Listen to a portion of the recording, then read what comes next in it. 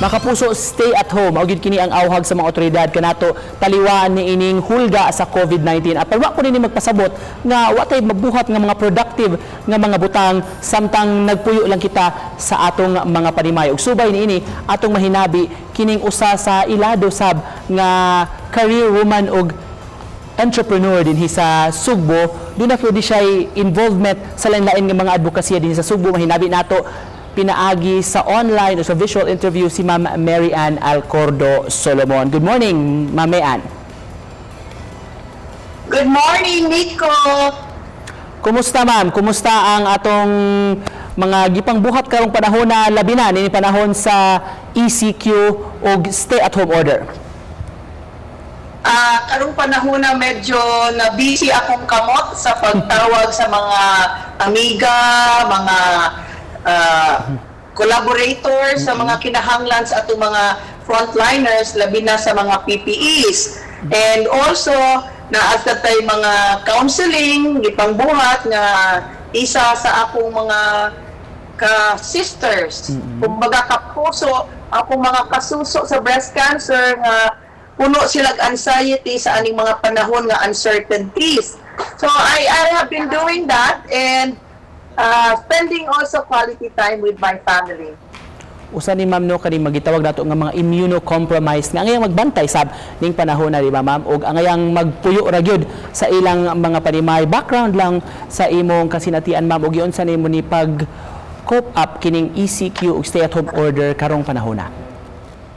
You know, ako, di gyud ko mapuyo kaayog dugay sa balay. Kinadugayan na gyud ni. I cannot go out because I am immunocompromised. I'm a breast cancer survivor.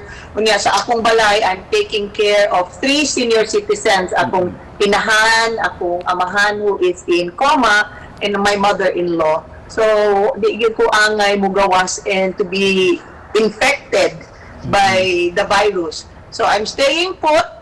And to make myself productive, mauna nga sa akong mga association, panangitan sa I Can Serve, mga grupo sa breast cancer, through cellphone, nag-pass the hat me, mauna naka-donate me sa Vicente Soto o mga 160 face shields na naay hat.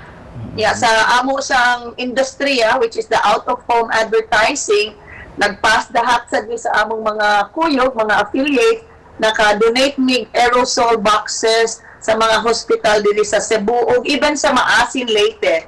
And then naka-donate sa mig face shields.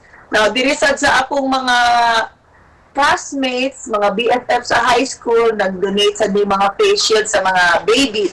Apil sad sa Rotary, dako sad kaayo ang ako ang coordination sa among Rotary nga group, Rotary District 3860, niya special mention po na ako ang kanang grupo ni Dr. Wyben Briones o President-elect Mary Ann together with District Secretary Barbet, Rotary Club of Metro Cebu o ang akong Rotary Club of Cebu Fuente na nagaproduce og PPEs na idua ka center sa Camp Lapu-Lapu o sa Santo Niño Pilgrim Center. So, kaning coordination keeps myself busy. Plus, time to be in the house with my loved ones.